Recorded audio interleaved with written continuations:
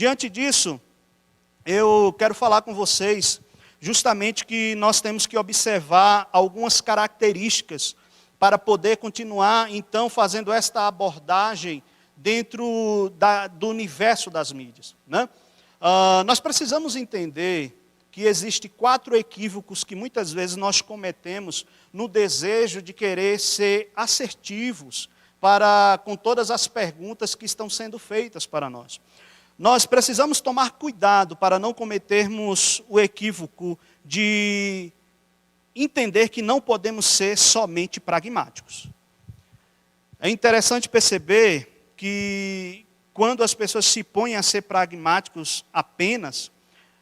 buscando produzir uma resposta rapidamente para todo este volume de informação que está presente em nosso meio,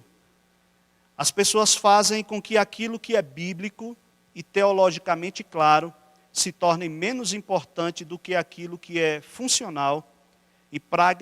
pragmaticamente efetivo. As pessoas trocam as verdades daquilo que é bíblico por aquilo que é funcional. E aí eu lembro de uma fala, tentando encaixar aqui um pouco de aspectos da antropologia missionária. Eu me lembro de uma fala do reverendo e uma grande referência de missões no Brasil, que é Ronaldo Lidório, quando ele diz que nem tudo que é funcional é bíblico. E com isso nós precisamos então começar a expandir um pouco mais a nossa visão sobre esses universos nos quais nós estamos inseridos. Nós precisamos entender também que não devemos tomar decisões pautadas apenas naquilo que, numa interpretação sociológica, aborda somente as necessidades humanas, se esquecendo das instruções normativas das Escrituras. Então, diante disso, nós temos aqui 2 equívocos que nós devemos tomar cuidado neste momento de fala sobre todo este universo da era midiática, do universo das mídias, do avanço tecnológico, da realidade virtual, para que nós, no desejo de preenchermos a lacuna proporcionada por diversas perguntas, não trazermos apenas aquilo que é pragmático, mas que, segundo as orientações normativas das Escrituras, estão equivocados ou podem deixar muitas brechas.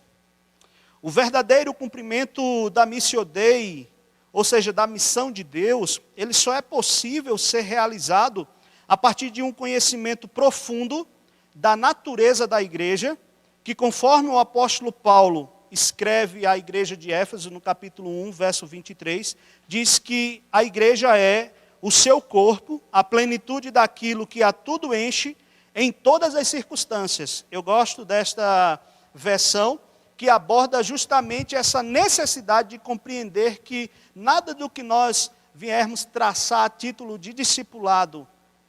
seja qual for o ambiente, pode ser à luz ou a ausência do conhecimento verdadeiro do que significa ser igreja. E um quarto equívoco que nós temos que tomar cuidado aqui, é que o argumento da prontidão e da exegese cultural não devem por si só serem pontes para o esquecimento dos fundamentos da teologia bíblica e das instruções normativas das Escrituras. Sobre este ponto, eu quero chamar a sua atenção para que nós lembremos do que foi o movimento da teologia liberal. Nós precisamos desenvolver um discipulado na era midiática, criando o trilho em que nós vamos caminhar, mas com muita solidez, muita ortodoxia, para que no desejo de prontamente apresentar algo, nós não venhamos esquecer daquilo que nos segura e nos dá verdadeiro alicerce. E se, analisando as Escrituras, tudo isso que nós falamos até aqui, nós observamos Romanos capítulo 1, verso 18, que mostra que Deus entregou os homens às suas próprias paixões. E homens aqueles que negaram a Deus, negaram a existência e todo o padrão de orientação que Deus deu para ele. Nós chegamos então ao entendimento de que o verdadeiro discípulo de Cristo,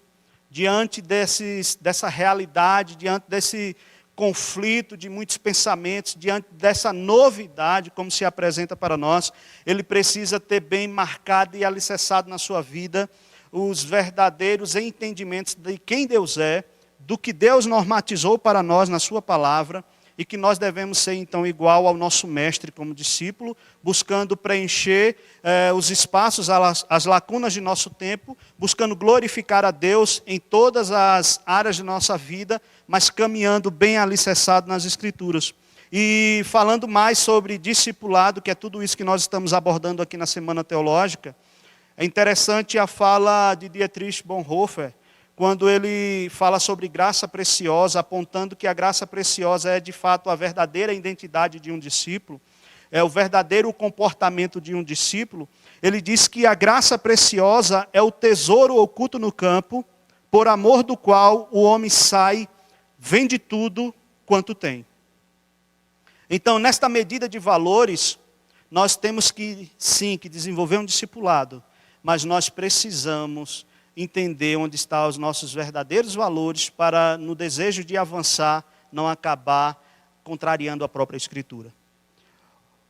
Bonhoeffer ainda diz que o governo régio de Cristo, por amor do qual o homem arranca o olho que o escandaliza. O chamado de Jesus Cristo, ao ouvir do qual o discípulo, ele larga as redes e o segue, de maneira que nós precisamos criar um trilho adequado, sabendo onde nós estamos pisando e sem nos afastarmos daquilo que é o nosso verdadeiro valor, que é o verdadeiro comprometimento de um discípulo de Cristo, que é um comprometimento integral, de maneira que, se for preciso abrir mão de pressupostos ou cosmovisões equivocadas, eu o faço por amor a Cristo, entendendo o senhorio de Cristo, buscando viver de fato um discipulado que é a adequação, a conformidade a tudo aquilo que Cristo estabeleceu para nós em sua palavra. De maneira, então, que se eu entendo que ser discípulo é ter esse comportamento integral da busca pela conformação com o seu mestre e com a completa ressignificação de vida,